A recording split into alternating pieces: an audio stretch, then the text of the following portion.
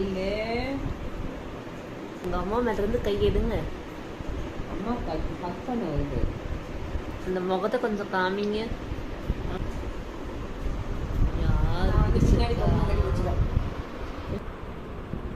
கவின் படுக்கிற அதே போஸ்ல இது படுக்கும் பாரு. வந்து ஆமாதான் சாமி. எனக்கு தங்கம் கவின் மாதிரி தானே நீ படுத்துக்க அம்மா கூட.